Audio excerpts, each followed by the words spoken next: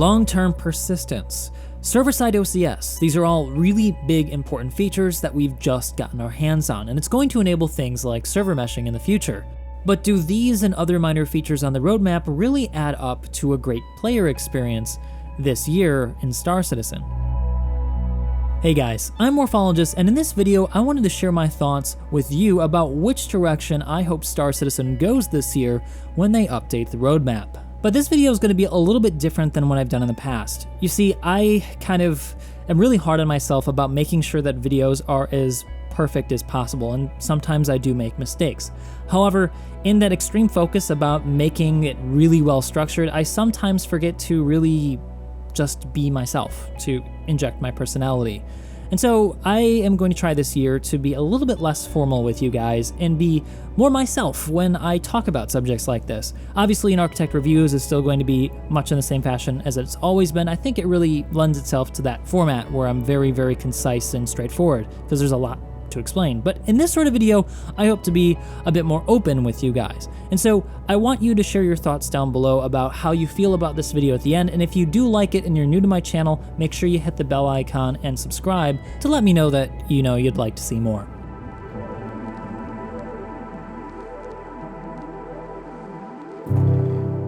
So recently I messaged my friend Captain Chak and asked him to hop into Star Citizen with me for a little bit and check out the Carrack.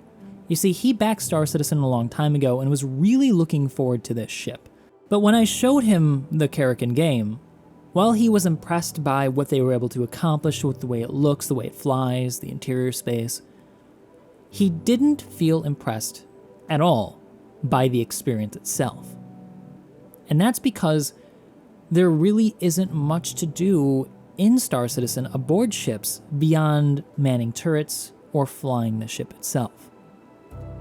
This is hitting now just slightly on the core issue with Star Citizen and its direction this year on the roadmap, at least in my opinion. The player experience, I think, comes down to how real the ship you inhabit feels. The ship is the singular connecting thread between all current and future features in Star Citizen. It is the medium through which we experience the verse. So how do we make the ship, then, more real? Well, it's not going to come down to detail, because that's already in the game. The ships are detailed down to the nuts and bolts of the thing. Rather, I think it's the stuff in between combat that really needs some love on board ships. What ship functions does your ship have? If it's an exploration ship, does the cartography deck work so that you could find points of interest in the one system that we have? That would give somebody a job on the ship, aside from just sitting in a gunner seat and pew-pewing against pirates.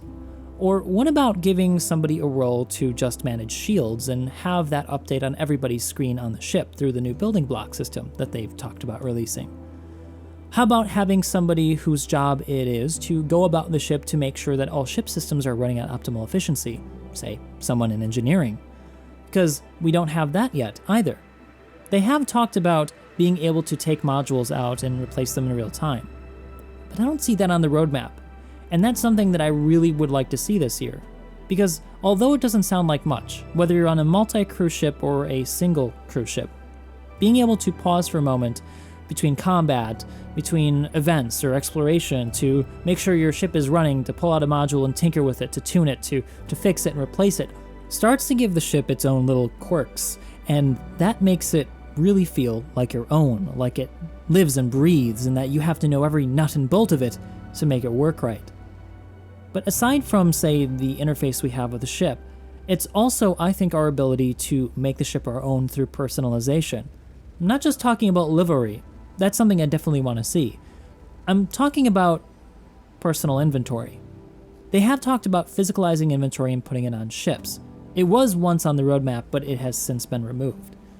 I would also like to see that, because I think that makes it very important for you to keep your ship alive. That if you just willy-nilly go let it explode, that there will be a real consequence to it. But aside from, say, giving consequences, I also think it allows us to make it our own through, say, adding a bench or some portraits or some of the weapons we've collected, around the verse to really make it feel like our bourgeois, which is a term that we actually use in architecture to describe a space in which people display their lives. And you probably have it in your family home, like a wall where you keep all the portraits or photos of you and your parents as you've grown up.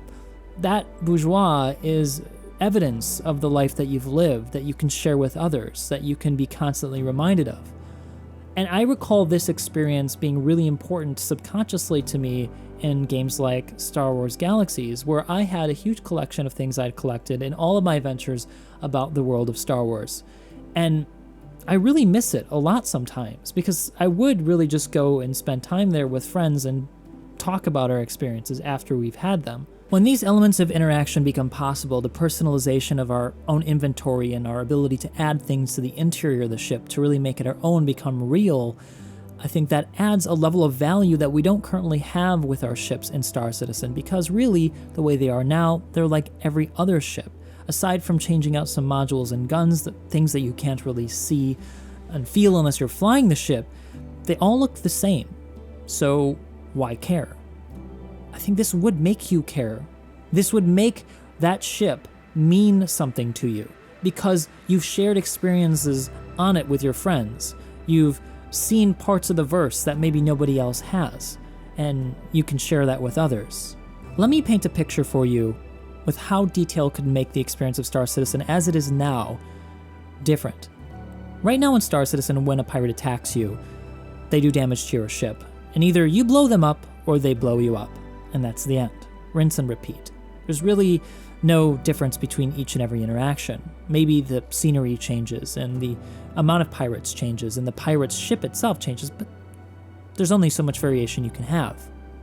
Now let's imagine that same scenario where you've got a crew that all has roles to fill. One guy's got to run up and down the deck, making sure that modules stay online as they're being targeted by the pirate vessel to disable your vessel to steal your cargo. Say there's a decompression event and one of your engineering guys has to run up there to go patch it up with the repair tool.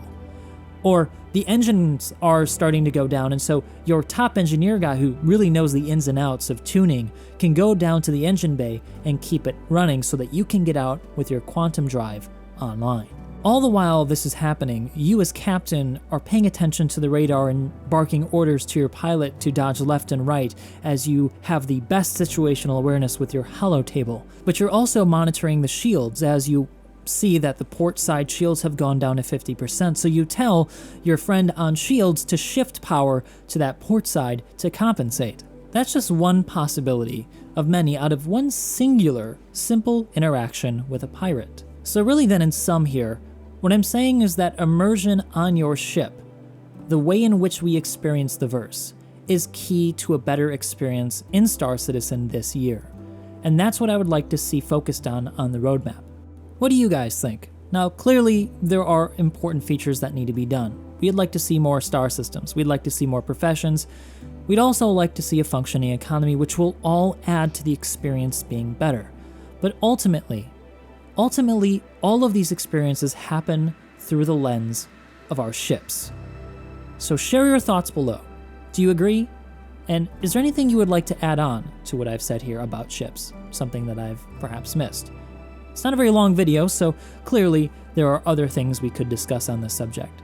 If you guys want to talk about Star Citizen with me live though, you can do so over on Twitch, so make sure you also check that out. I stream every Wednesday and Saturday. Thanks for sticking around to the end. See you guys in the verse.